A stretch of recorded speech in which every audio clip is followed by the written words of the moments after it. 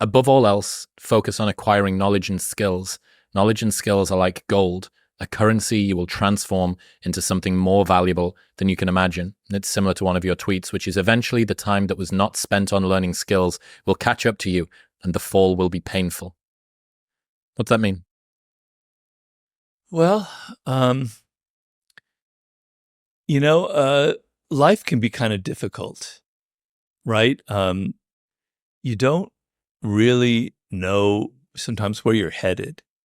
Nobody kind of gives you any kind of guidance in this world, right? And they don't tell you when you graduate college, go ahead, go, Robert, you go study this. This is what, this is what your brain is suited for, et cetera, et cetera. You have to find your own path.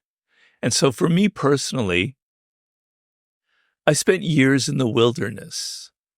So I'm gonna give this a personal spin because I think that helps a little bit, because I can answer it inside my own body here.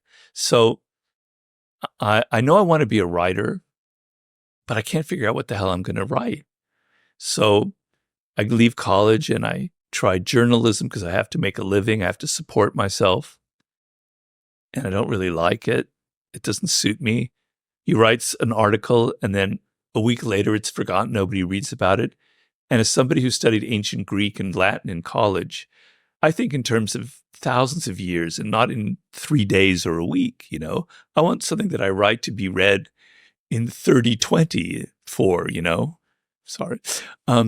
So it wasn't a good fit. So I quit. I wander around Europe trying to write a novel with my backpack. I live in London. I live in Paris. I lived in Ireland. I lived in Greece.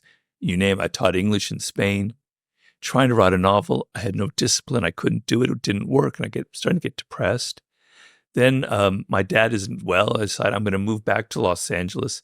Hey, I'm going to get a job in Hollywood, right? That'll be. I'll make a ton of money, and I'll be writing, and et cetera. How glamorous, how sexy, movie stars, starlets knocking on my door, et cetera.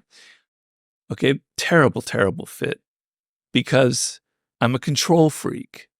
I don't like people coming in and changing everything I say, and I don't like conforming, and I don't like compromise. Sorry, that's a bad thing about me, but I didn't want to have to lower my standards to what they were asking me to do. Is a terrible fit.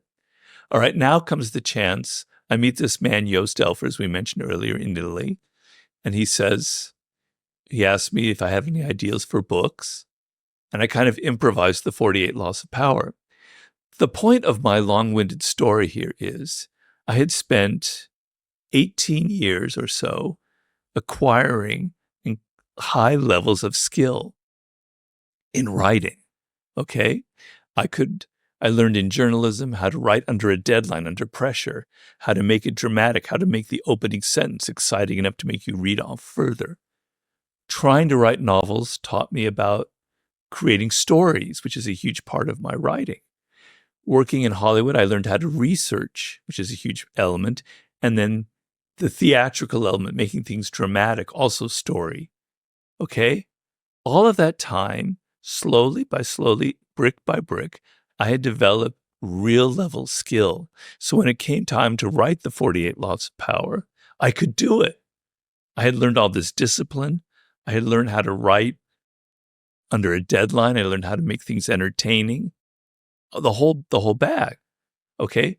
And so the world opened up for me. Prior to that time, I was miserable. Really, really was. I mean, I had good moments too. You're young. You're always happy when you're young. But a lot of times I was miserable. And I didn't know why, but I was acquiring skills, not even aware of it. And so the reason I write that is when you develop that skill, when you're serious about it, because I was very serious about writing, you change your brain. You rewire your brain. It's like, and this is a remarkable power of the human brain that people don't realize. Something I'm also writing in my new book. This one writer, his name is Schwartz, I believe. He's a UCLA neuroscientist. He wanted to help people who had OCD, right? Obsessive compulsive disorder. And usually it's drugs and it's talking therapy. He wanted to find out something more effective. And he found that through certain strategies that he developed, that they could use in their life, that they would get over their disorder. And the point isn't what the strategies were. The point was he did brain scans. And through the strategies that he gave them to do, which I can't remember right now, the brain scans show that they changed the brain. And his point was, through thinking, through developing skills, you literally change matter, you change your brain. So something non-material like thoughts can literally change material things like the wiring of your brain. You learn skills, you're changing your brain, you're changing the matter of your brain. Things are connecting that weren't connected before.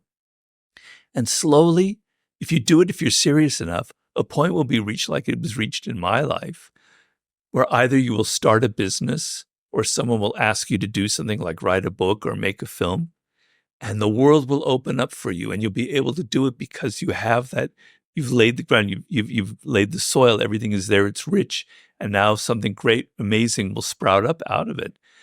When you have no talents, you have no skill, life is a series of endless confusion. You hit this road, you go here, then something else, you go here, then you go here, you end up in a circle and you don't know where the hell you are. When you've got skills, zoom, you know where to go. It's not zoom, it's more like, but your head is somewhere. Yeah, it's not. Yeah, I don't know if we're being filmed, but so yeah. So that's my answer to your question. Isn't it interesting that the accumulation of skills period at the time can be a little bit like being in the trenches? You have no promise of glory. You don't know if this is even going to work. Yeah. You have no idea whether this is worth it. And you don't even have the context of how the journalism, with the novel, with the Hollywood, with the interpersonal skills, with the guy that you meet in Italy, with the so on, Germany, blah, blah, blah, blah. It's only in retrospect that you get to piece this entire arc together. And I think it's one of the reasons why reserving judgment on whether or not the situation you were in right now is good or bad is probably a pretty good idea, because you just don't know what's around the corner that you've been preparing for that you didn't even know existed. Yes, but there are parameters to it. It's not like it's total mystery in the moment. So, going back to what bothers me about philosophy, we're so caught up in things that are rational, things that can be put into numbers, quantifiable, data, big data, AI, et cetera, et cetera. But the human consciousness is more subtle than that, is more fine-grained. No numbers can actually approximate what human consciousness is capable of. And what we have sometimes is we have an intuition about things in the moment. So maybe in retrospect, I'm creating a story that didn't really exist back then. But at the same time, I kind of knew of the future. I kind of knew that this would happen. I had a feeling of fate. It was always there. It's weird. I know it sounds woo-woo. I'm sorry to say, but it's very real. And I've studied millions of successful, famous people, and a lot of them report the same thing. Sometimes you don't realize it, but your body and your brain has a sense of even the future and of where you're headed, but you're not totally aware of it. So I knew that I wanted to be a writer. So if people don't know that they want to be a writer, they want to go into engineering, it's that they'll never make those little connections that I was able to make. And having that sense that you want to be a writer, that you want to make films, that you want to start a particular kind of business, you're interested in technology, creates a framework in your brain that kind of changes how you make decisions. You're not totally conscious of it. But not everything in life you're totally conscious of. Things are operating below the level. So it's the chapter I'm writing right now about my Sublime book. There is something in you that is guiding you towards certain things, right?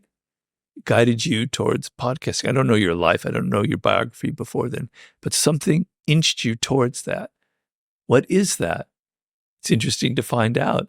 It's not all just chaos and random is what I'm trying to say. That's beautiful. And I agree.